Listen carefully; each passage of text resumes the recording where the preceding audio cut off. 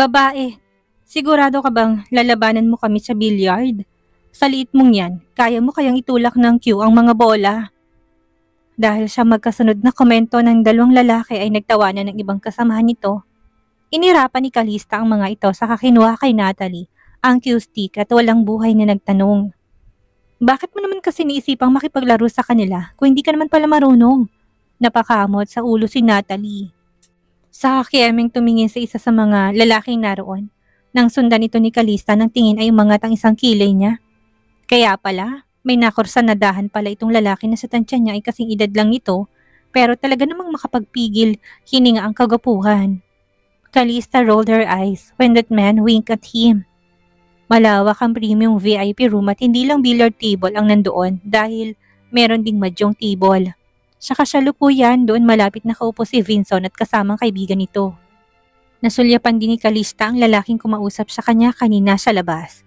Inilagay na ng isang lalaki ang triangle rock sa gitna ng mesa kung saan ipinosisyon nito ang mga bola habang si Kalista ay nilalagyan ng tisa ang dulo ng kanyang tako. Miss, paalala lang, isang halik mo lang ang kailangan ko kapag natalo ka. Tumaas ang sulok ng labi ni Kalista at binigyan na ng salita na nakakalokong ngisi. At kapag nanalo kami, tanong niya, pipili ka ng isa sa amin ng lalaking hahalikan mo. Muling nagtawanan ang mga kalalakihang nakapalibot sa billiard table. How can that be fair? Hindi ba dapat ako mag-uutos sa inyo dahil akong nanalo? That's not true. That girl wanted my boss number. Tinuro ng lalaking unang nagsalita nang bukay kulay ginto ang lalaki na tipuhan ni Natalie. Isa pa, kung hindi ka makakahalik sa isa sa amin dito, kahit nanalo ka pa, we will consider it as you lose. Kaya isa sa amin ang hahalik sa'yo at kami ang magde-decide kung sino. Nakangisip ang dagdag nito. Nilingon ni Kalista si Natalie. Are you sure? Natipuhan mong lalaking yan? Hindi makapaniwalang tanong niya. Hindi siya makapaniwala na kaagad-agad. Maka-move on si Natalie sa malolokong ex nito. Tumango ang dalagat na pailing na lang si Kalista.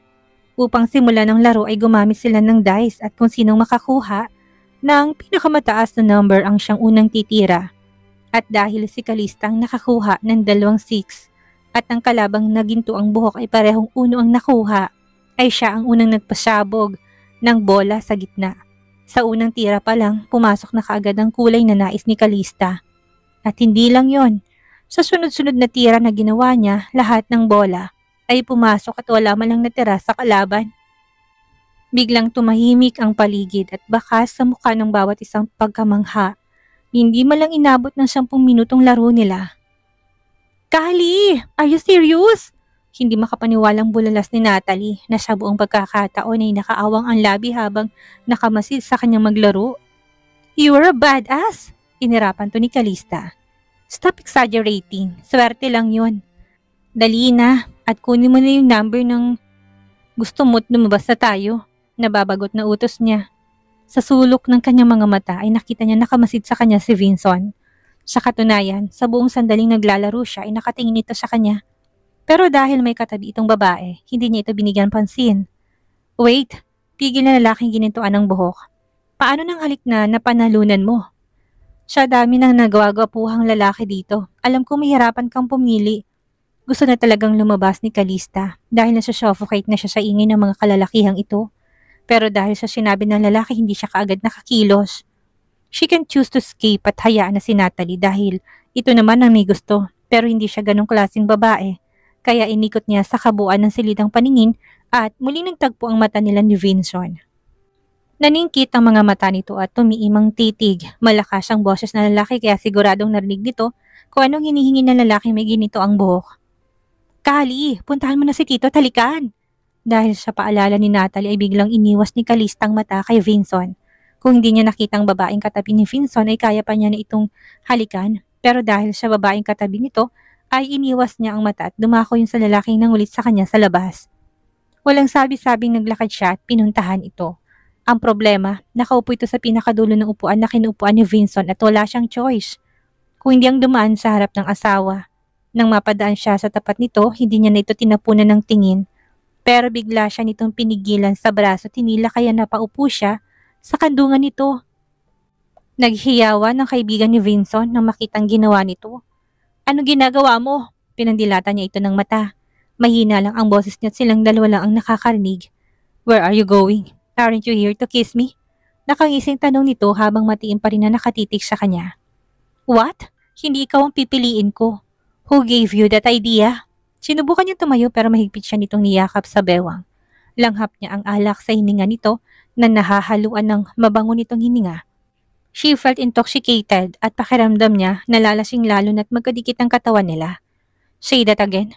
Nawalang pagkakangisi nito at naningkit ang mata, saka ang isang kamay nito ay hinawakan ang batok niya at siniil ng halik ang kanyang labi.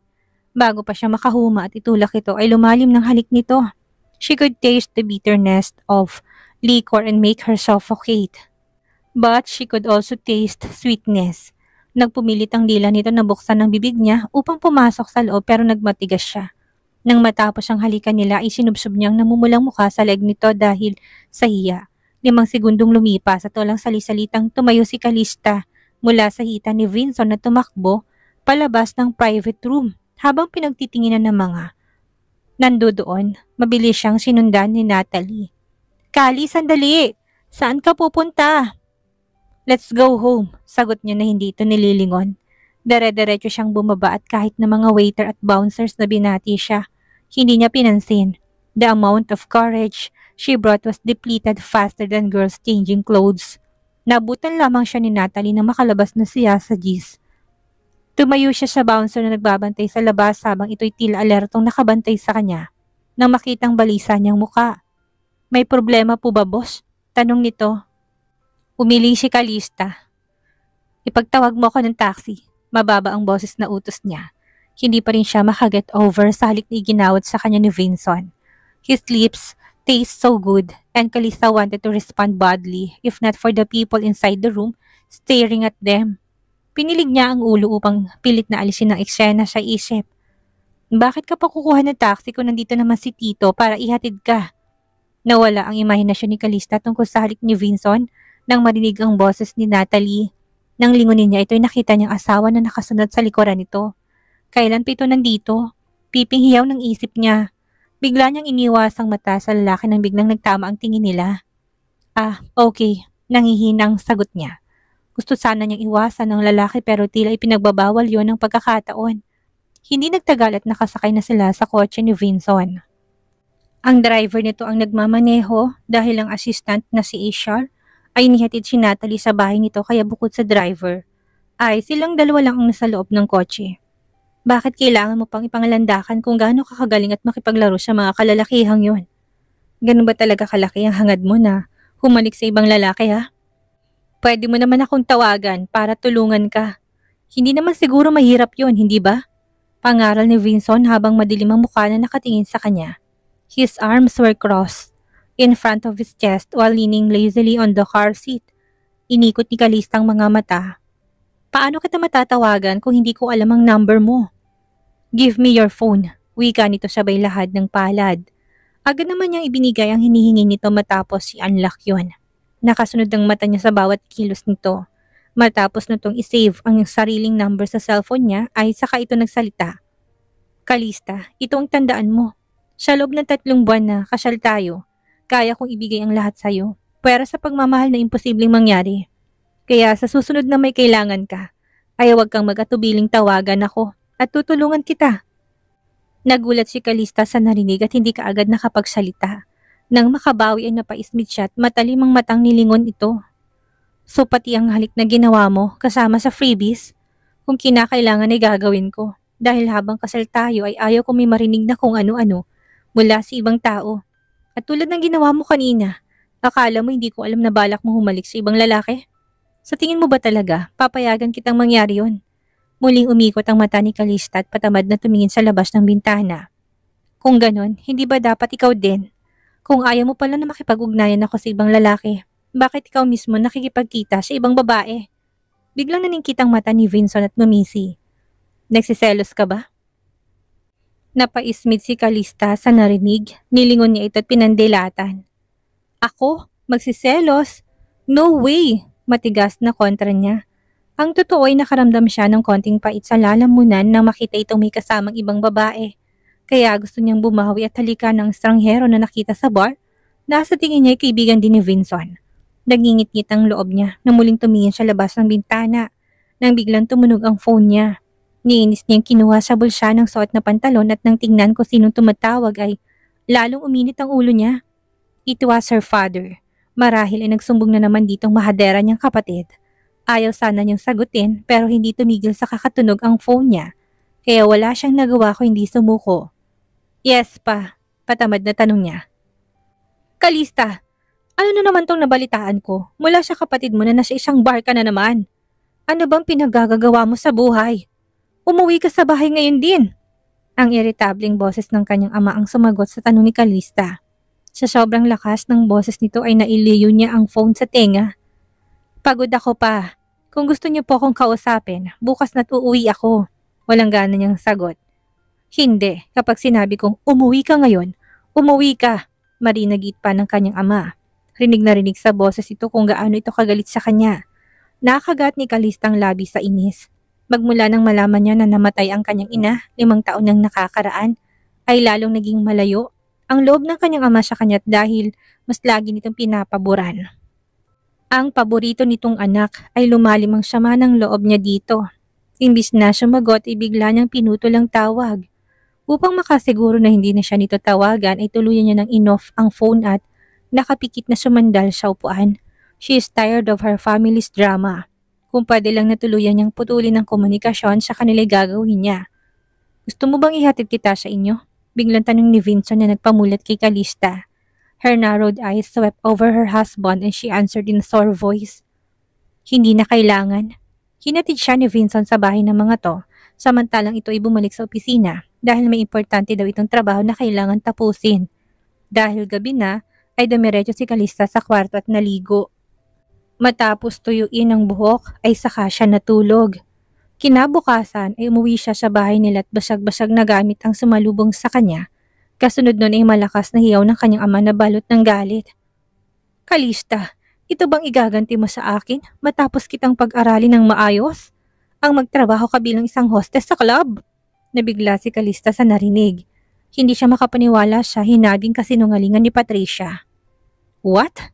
Hindi totoo yan pa. Huwag ka na magpaliwanag. Gusto mo ba talaga akong patayin sa galit ha? Natigilan si Kalista at hindi kaagad makasagot dahil sa sinabi ng kanyang ama. Humigpit ang hawak niya sa painting na dala tinapunan ng tingin ng nakangising si Patricia. Walang katotohanan yan pa. Kaila niya. Maingat siyang humakbang papasok sa loob dahil sa nagkalat na bubog mula sa mga vase. At kung ano pang babasagin na binasag ng kanyang ama. Madilim na madilim ang mukha nito habang nakatingin sa kanya. Anong hindi totoo, Kalista? Huwag ka na magkaila dahil alam na ni Papa ang katotohanan tungkol sa kalandian mo. Umikot ang mata ni Kalista dahil siya narinig. Hindi na niya kailangang alamin kung paano nalaman ng kanyang ama dahil nasa harapan na niya ang kontrabidang nagsumbong na naman kung anong ginawa niya. Hindi totoo. Ano ito kung ganon? Halos mabasag mesa ng malakas nitong nilapag ang picture na hawak sa mesa. Pinag-aral kita sa magandang paaralan para maghanap ng disenteng trabaho at hindi maging hostess sa bar. Bumababa ang tingin ni Kalista doon ay nakita niya sarili si Natalie na may kasama isang lalaki. Kuha ang larawan nang makapasok pa lang sila sa cheese. So this is what you did, huh? Walang reaksyon niyang nilingon si Patricia. Umangat ang isang kilay nito at natawa ng puno ng pang-uuyam. So what? Sinabi ko lang naman kay Papa kung anong totoo mong trabaho. Sa pagkakataong ito ay biglang sumabad ang kanyang madrasta.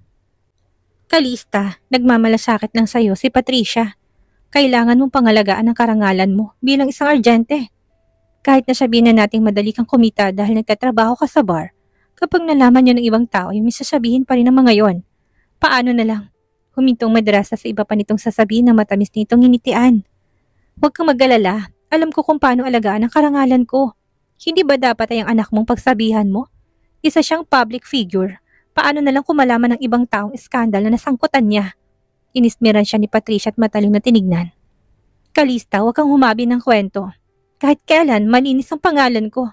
Hinarap ni Kalista ang ama't hindi pinansin ng mag-ina. Pa, hayaan niyo po ako magpaliwanag. Totoo nga kung ngang nasa larawan na yan at totoo ring nasa loob kami ng isang bar. Narinig niya ang paismid na tawa ng mag-ina pero nagpatuloy siya sa pagkakwento. Ang kasama ko po dyan ay ang kamag-anak ng bahay na tinutuluyan ko at sinamahan ko lang siyang maglasing. Dahil bigo siya matapos na hindi matuloy ang kanilang kasal. Sandaling natigilan ng kanyang ama at muling tumingin sa picture na nakalatag sa mesa. Nawala ng bahagya ang galit sa mukha nito. Totoo bang sinabi mo? Malumani na ang boses na tanong nito. Tumango si Kalista. Niniwala man sa kanyang ama pero hindi ang mag-ina. Stop telling lies, Kalista. It is clearly true na nagtatrabaho ka sa isang bar. Matalim ang matang nilingon to ni Kalista sa katumaas ang sulok ng labi at ngingisihan. Talaga ba? Then, sabihin mo nga sa akin, paano mo nalaman na nandun ako kagabi ha? Dahil ba nandun ka rin? Bigla ito natahimik, nilingon niyang muli ang ama. Pa, imbis na akong pagsabihan mo tungkol sa trabaho ay si Patricia dapat ang i-monitor mo. Kinuha niya ang phone at may picture na ipinakita sa ama. You see this pa? Sa tingin mo ba decenteng ginagawa niya? Kung hindi mo alam ay trending ito ngayon sa Twitter at kapag maraming nakakilala mong makakita ng picture na ito, ay siguradong masisirang reputasyon mo. Nanlaki ang mata ng kanyang ama nang makitang nakadisplay na picture sa phone niya. Ang galit nitong bahagya na humupa ay muling bumalik. Patricia, hindi ko akalaing magagawa mo ito. Paano mo na kaya umupo sa kandungan ng isang lalaki na halos kasing edad ko na? Para lang magkaroon ka ng trabaho?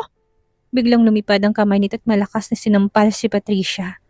Tinalikuran sila ng kanyang ama at umakyat sa itaas. Patricia! Agad namang dinaluhan ng kanyang ina si Patricia at niyakap upang aluin. Sumandal si Kalista sa hagdan at napangisi habang nakatingin sa mag-ina. Hindi siya papayag na tatapak-tapakan siya ng mga ito, lalo na sa harap ng kanyang ama. Bago siya pumasok sa bahay, in-upload na niya sa X ang picture ni Patricia, gamit ang side account na siguradong walang makakatrace. Inutusan niya si Thor na i-manipulate ang data para kagad yung mag-trending. Kalista, alam kong ikaw may gawa nito. Tinuro siya ng luhaang si Patricia. Nakaupo ng mga ito sa sofa, nagsalubong ang kilid ni Kalista sa narinig.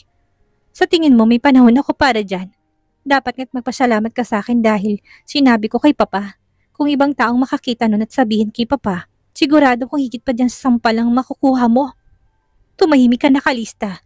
Tigilan mo ng pagpapanggap mo na mabait kang tao kapag kaharap mo ang iyong ama.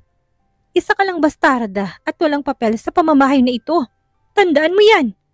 Hindi nasaktan si Kalista sa pang-iinsulto nito. Sanay na siya pa ulit-ulit nitong salita. Sabihin mo yan sa sarili mo at sa anak mo. Dogs like you who only know how to bark but hide their tails when danger is coming. Tinalikuran niya ang mga ito at sinundan ng ama sa itaas. Dumiretso siya sa study room dahil alam niyang nandun ito. Pa, tawag niya sa ama pagkapasok sa loob. Nakaupo ito sa swivel chair sa likod ng mahogany table at may binabasang papeles. May kailangan ka ba, Kalista? Tanong nito pero hindi inangat ang tingin mula sa binabasang papeles. May ipapakita po ako sa inyo. Lumapit siya dito sa kanila pag ang dalang painting sa mesa at kaagad na tinanggal ang nakabalot na papel doon. Nang makita yon ng kanyang ama ay nalaki ang mata nito at biglang napatayo. Kitang-kita sa ekspresyon nito na hindi ito makapaniwala. Saan mo nakuha to? Pa, hindi na mahalaga kung saan ko nakuha. Gusto ko lang itanong, Moon Goddess ba ang pen name ni Mama? Tama ba? Seryoso niyang tanong. Kumuyom ang kanyang kamao na nasa kanyang tagiliran. Nanatili sa pagkakatayo ang kanyang ama. Paano mo nalaman? May ilang bagay pa akong naalala mula sa aking kabataan at kabilang doon ang mga larawan at paintings na nasa aking kwarto na may nakasulat ng Moon Goddess. Magkapareho ang sulat kamay nila ni Moon Goddess na nakasulat sa painting na to. Hindi ako nagkakamali doon. Walang lakas nung pumuli sa upuan ng kanyang ama at itinutok ang mata sa painting. Oo, tama ka. Siya nga. Alam na yun ni Kalista pero gusto niya lang natanungin ng ama para makasiguro. Pa, sa tingin ko ay buhay pa ang aking ina. Itong mga huling painting ni Moon Goddess ay bagong labas lang sa market. Hindi kaya? Nonsense. Patay na ang iyong ina. Tandaan mo, Kalista. Huwag na huwag mong mababanggit-banggit kahit na kanino kung sinong iyong ina. Nangunot ang kanyang noo. Pero bakit pa? Gusto mo bang malaman ang lahat ni isa kang anak ng Querida?